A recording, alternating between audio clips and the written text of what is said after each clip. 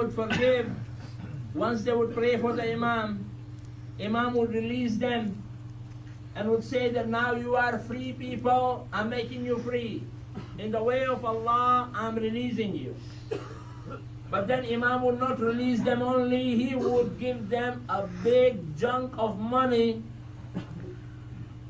so that these slaves who are now free people would go and establish their life properly. Now these are the slaves whom Imam has trained throughout the year. How?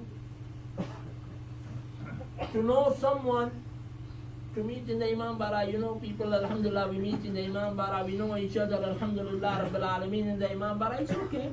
Normally we know each other. But you know that man's exact character when you live with him, or you travel with him, or you do some transaction with him. Now Imam alayhi salatu wasalam, when he was buying these slaves and maids, these maids and slaves were staying in the house of Imam, so they were not only watching the words of Imam, they were watching the character of the Imam. So Imam was not telling them what to do, Imam was by example training them what he is.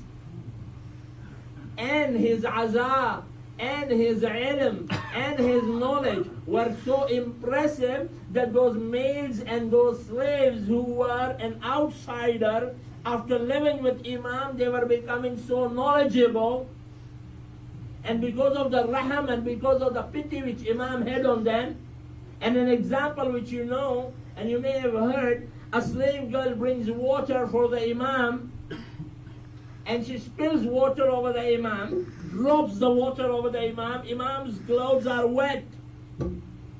Imam looks at her, this is the fourth Imam alayhi salatu wasalam, he looks up at her, and she immediately says, وَالْكَاظِمِينَ الْغَيْظِ, and those who suppress their anger. And Imam says, I have suppressed my anger.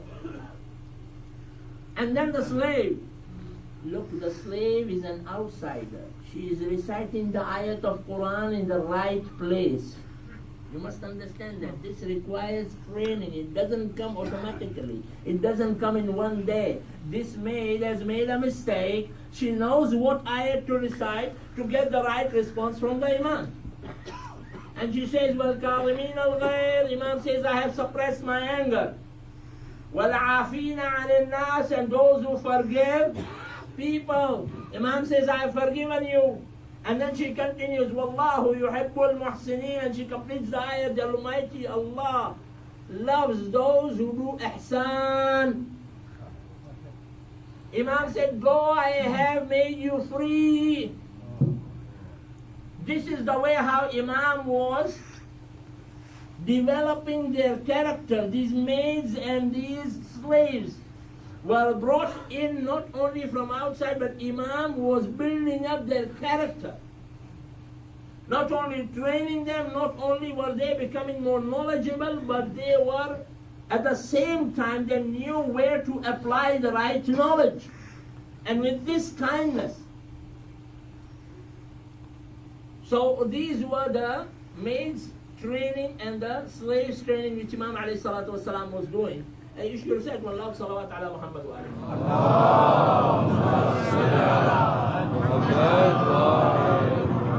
A man says that in Medina it was very hot. We have cold weather over here. In Medina at that day it was very hot.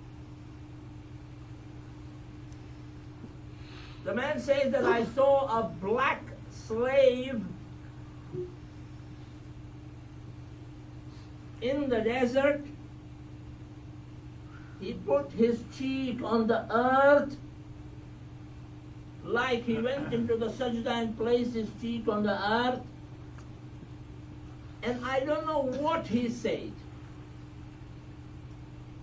but instantly the clouds started gathering and it rained. Instantly. A black slave. I wondered what this black slave said. and Almighty Allah accepted his dua instantly. What was that? I followed the slave where he is going until I saw him enter the house of Ali ibn al-Hussein, Sayyid al-Sajideen, Zain-ul-Abideen.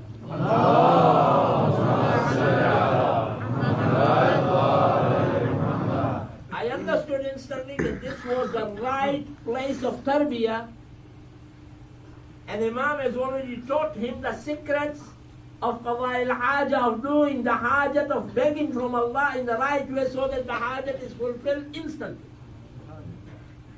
We are trying to pray and ask from Allah so many hawaij, and we never get it until we are tired and we say, Maulana, ziyarat Ashura padhi laun. I padhi liyo. This ziyarat, okay. This amal, and you know, normally if at all we say, you recite this small amal, people say, Maulana, atluj. This much only. Should we recite this much only? Brothers, it's not the big amal, it's not the small amal, it is the acceptance of Almighty Allah. You just have to be in the right state of mind when asking from Allah, and Allah will accept whether it is a big dua, whether it is a small dua. The slave is reciting a small dua, only keeping his cheek on the earth, and the rain showers in Medina. And once the rain showers, this man is following the slave, and the slave is entering the fourth Imam's house. The man says, I went and knocked the door of the Imam, and I said, Ya Ibn Rasulullah, from your slaves, I want to buy one of them. Imam called his slaves. He said, is there anyone out of these? He said, no, Ya Ibn Rasulullah, not out of these. Imam called another batch.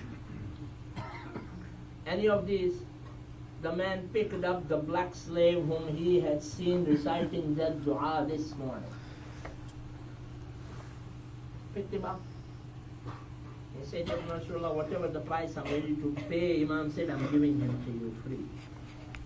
Go, take him. The man leaves. This man is a businessman, is a tajir. And as soon as he takes the slave from the house of Imam, the slave turns around and looks at the house of Imam and starts crying. And then he tells the new owner, oh, new owner of mine, what made you separate me from this holy house? How can I live without the holy Imam's existence? Within this year I have learned so much. So the trader says, I have not taken you as a slave, I have taken you as my master. He said, why? He said, what was that dua that you recited by keeping your cheek on the ground that Almighty Allah sends the rain instantly? The slave said, I said nothing. I just said, Ilahi bihubbika bi. Almighty Allah, in the name of that love which you have for me, isqini, give me some water. That's all. Just I gave him the wasta of his love for me. And Almighty Allah sent him. And this new master said, I have taken you not as a slave, as my master. This was the tarbiyah. The reason why I brought up this subject was this was the tarbiyah, how Imam ﷺ was training his slaves and maids. And every year, in the day of Eid, he would release so many 100, so many 50, 60, 100, whichever number, he would release them into the city. These many slaves and maids whom Imam has trained like this. This is the training of the Fourth Imam alayhi salatu wasalam. These are the slaves and the maids who have learned the du'as. These are the slaves and maids who have learned the iman, have learned the love of Ahlul Bayt alayhi salatu wasalam. They are fully trained. Now they are going into the market, not only into the market. Imam is sending them into open public. And not only into the open public, he gives them good wealth so that they can establish their own business, so that they don't need anyone's wealth. So now these people who are going out are who? Are lovers of Ahlul Bayt. And these are staunch lovers of Ahlul Bayt. When Imam alayhi salatu wasalam has already trained them, you know, whenever a lover of Ahlul Bayt goes anywhere, he starts speaking about Ahlul Bayt. We, not knowing so much about Ahlul Bayt, still we preach about Ahlul Bayt.